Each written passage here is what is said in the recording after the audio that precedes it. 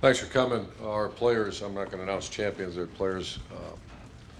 We got in at 5 o'clock in the morning on was it Sunday morning, so we gave them Sunday off, and then we're going to have a team meeting today, so I don't want to announce champions and then players of the game because they're going to find out as a team today at 2:30. So incredible, one of the best I've ever been a part of. As far as come from behind against the team we have a lot of respect for. The personnel we played against was as good or better than we thought going into it. The coaching staff we coached against was as good or as better than we anticipated.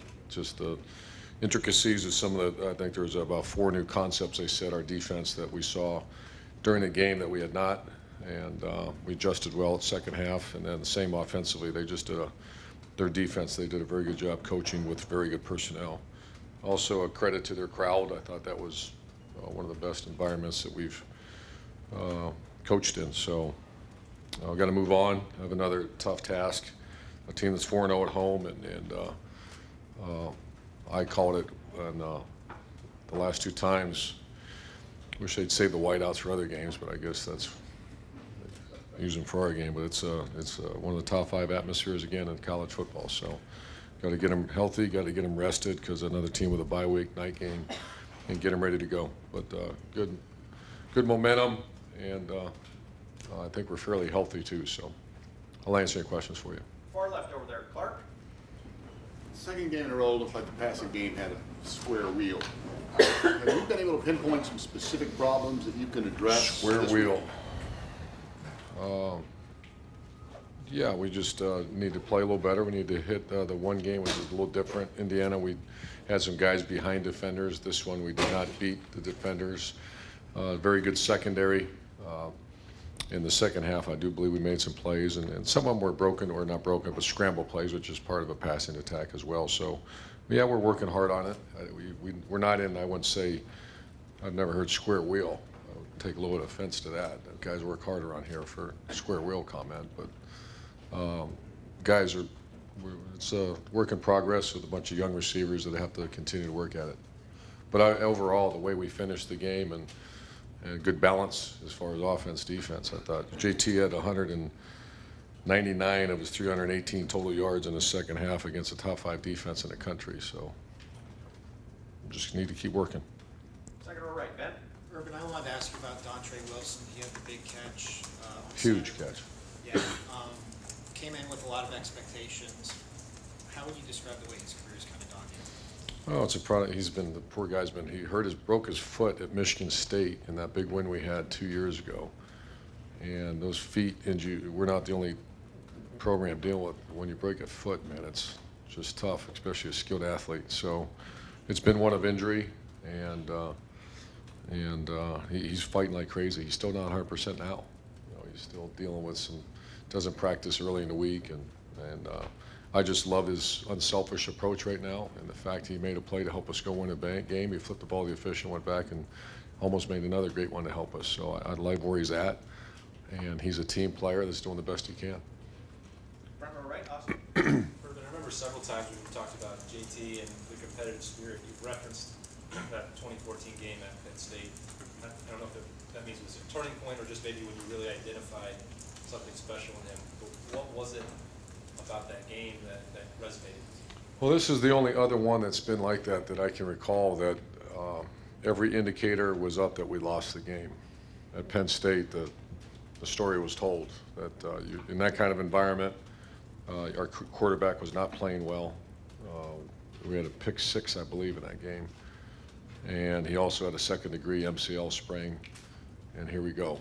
And we're going to go play overtime down in front of theirs, and we're 7 points behind. So the script was written. I remember just, what am I going to say to this team afterwards? It crossed my mind, and then he kind of just took it on his shoulders.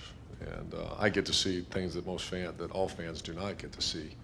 I get to see him about 6 inches from my face and see the intensity and the focus and the human spirit that is as good as I've ever been around. So. If you had to pick, or maybe the way you think about that Penn State game, was Saturday on that same level, yeah, or better? Same level. I mean, you're talking about elite performance against, that defense at Penn State that year was excellent. too, the team we just faced. I don't know their ranking, Wisconsin. I remember looking at it before the game started, and they played LSU, Michigan State, our rivals, and they played, and still to be ranked that highly in defense after those kind of teams are playing. Because usually, sometimes you play lesser teams early, and the stats get a little padded. This team did not play soft games, and they were. So that's how good their defense was. And after playing Wisconsin's defense, that's as good as we coached against. And one more thing, is your head okay? Head. You got hit by the ref on Saturday? So I text I don't know if I'm allowed to say this, and I don't care. It was a miss. There should not have been a penalty from Bill Carolla. So, and he's barely grazed my headset. So, even Shelley said, "Did you get hit in the face?" I said, "What are you talking about?" I said, "Oh, that." So it was my fault, but it should not have been a penalty, and we just got to do a better job staying back. And that broke my heart when to put your players 15 yards back. 15-yard penalty for that in a big game. And someone will say, well, that's just the rule. Well, get rid of the damn rule. That's not a good rule. Have you had other 15-yard penalties before? Is that your first one? I had a 5-yarder in the SEC championship game when it was another that they apologized and said they were wrong. Which one? What's that? Which SEC? None of your business. Fourth row right, Nick. When you look at JT's record, he can have 20 plus games here still left. Is it kind of crazy that he already has it at this point for total? It is. When someone made that comment about 3 weeks ago that he's real close, and I couldn't believe it because he's only been our starting quarterback for not like he's been a 4-year starter here. I hope he is, but no, I'm just very impressed with him, and that's why when I started hearing, well, you're passing him, we're okay. We're going to keep getting better at it, and he's a very good passer. You're the #1 quarterback in the history of Ohio State University. You're doing okay.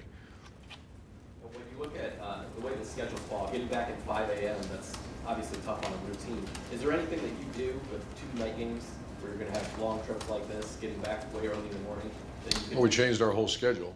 We gave them Sunday off, and today they're coming in.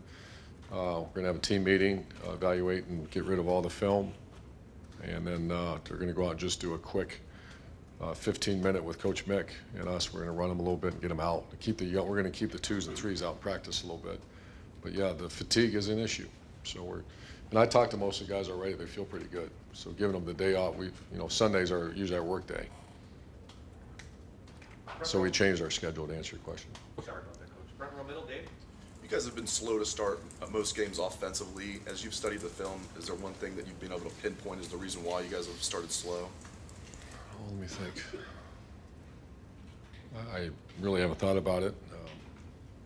I think we started slow. The whole team was kind of slow this week, and a lot of it's who you play. And so to answer your question, I haven't thought much about it.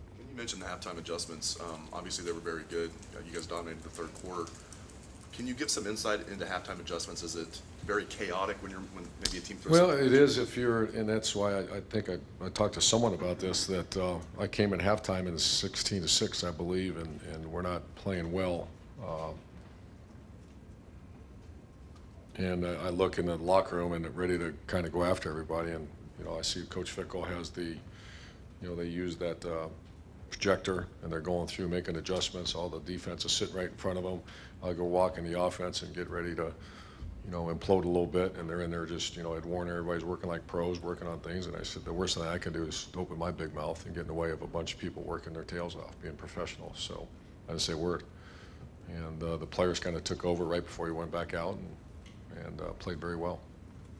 Front row right, Tim. Urban, in that regard, you guys are number 1 in the Big Ten in passing efficiency. So is that the indicator that things are working one way or the other? I mean, how do you That's the one stat we use. Yeah. There's no one more there's no one out there more than myself or certainly JT and the receivers that want to perform a little bit better. It's not. I would not consider us elite performers right now, but once again, efficiency is what we look at, and that takes everything into consideration. We do not look at yards and number of throws. We look at efficiency, and You know, the one bad play was the interception going in, Yeah. and that's what we look at. You know, if we manage that one right, then you probably score on that play. One moment it rained all night. Yeah. Hey, Patrick, you're allowed to be in that where you were, aren't you, as the head coach, when you did get hit? You have to stay off the white, and I think I had 1 foot on the white, and I was behind the ball, though. Okay. So I always try to stay, for that reason, stay behind the ball. And we all have to do a better job, and I'm not being critical, but 15 yards in that, no. Well, he kind of leaked back into you if you watch it. Thank you. Print that. You know, obviously, Penn State's changed some things offensively this year. What do you see defensively that is maybe different about them? or you Very see- similar. They changed coordinators, but the coach who's running it now is on the staff, and very similar concept defensively. Second row left. Offensively is a lot different. It's a completely different system. And I will say this about Penn State: it's a first-rounder tailback, and we believe this is as good a group of receivers that we've faced, not just this year, in a while. They have 3. I haven't studied them yet, but Greg Schiano and Kerry was saying this is by far one of the best groups we've faced in the last 2 years. Second row left. Bill? Urban, you've talked a lot about how good JT is sort of getting positive yardage and is getting north when things break down, but against Wisconsin, it seemed like a couple of times when things broke down, he scrambled, but he kept his eyes downfield and made the throw to Donrey and Marcus, and I think there was one in the end zone too. I'm just curious if that was something maybe you told him to do, or if that was him just... That's him playing the game that he's good at, and there's times, there's also, right off the top of my head, there's about 3 or 4 where he put his foot in the ground, and we got 6, 8 yards positive yardage when it was maybe not a great play selection, or they defended it well. And that's what that's where I thought Wisconsin did a nice job, that we had some very set plays against them, and they zoned us off instead of playing man like we expected, or played man. You know, it was just a chess match that they had some good calls there. And what happens when that happens, it happens all the time. The guy with the ball in his hand has to be creative and make a play, and JT's as good as anybody. And then you just mentioned Penn State's running back. He almost put up 200 yards on you guys last year, and he gave up some big hits the other night. What needs to get better to shut down a running back like the one you're going to face this weekend? I'm going to give you the coach speak answer. You got to tackle well and make sure your gap sound, and you're certainly welcome to talk to Coach Fickle and Schiano about that. But that's number 1 on the hit parade as far as defending Penn State, to stop that. You won't stop them, but minimize the impact that running back has on us. Far left. Matt? You talked to us a lot about, off-field stuff that you guys do, whether it be with Coach Marotti or leadership training and things like that. I'm just wondering, a game like that on the road, how much of that extra stuff you do that has nothing to do with X's and O's of football matter? Without sounding like we have the answers, because we certainly don't. But I remember when actually we were writing that book after the 2014 year, they kept saying, give us, what did you say to him at halftime? And everybody's looking for that, because there's a lot of movies out there where people give great halftime speeches, and that's not true. What happened? It doesn't matter what you say at halftime. It matters what you say and do January, February, March, April, May, June, July, because you're trained for those moments. It's kind of silly when you say, how was the pregame speech, Coach? Well, I don't know. They're certainly not listening for something where they're going to play harder because you said something. They play hard because of the training, power of the unit, and brotherhood of trust is why, in our opinion, the way we approach it, that's why they play so damn hard. And I'd be shocked if our players said anything other than that. The best I've seen is when Larry Johnson and his guys get together. I mean, that's a brotherhood now. That's why they play hard, and it wasn't something that was said at halftime. It's something that's been in progress for really since you walked foot on campus, but for this year after January. Front row middle. Bill? I want to ask this right. You won a very emotional game, a very hardest game you've played all year, but you also got outplayed for much of the game for the first time all year. How do you take both sides of that, or you just say, okay, we won, learn from it, and move on? I mean, where is this team right now, you think? I think that's going to happen, and I'm kind of glad it did. Lou Holtz sent me a nice text, and he studies everything we do, and you need to get hit right in the chops, and we did. Your statement was correct. They came out smoking now, and we had a hard time. I want to say it was 300. They had 300 yards, if I remember right, in the first, and then, but that's a pride. Not every fight's going to be tilted one way, and You know, you guys, just watch Wisconsin play. We knew there, maybe someone in this room was shocked about the environment or the quality of player and the quality of team we're getting ready to play. I can assure you not one of our 70 guys were shocked. That's why you just got to hang in there and keep swinging as hard as you can.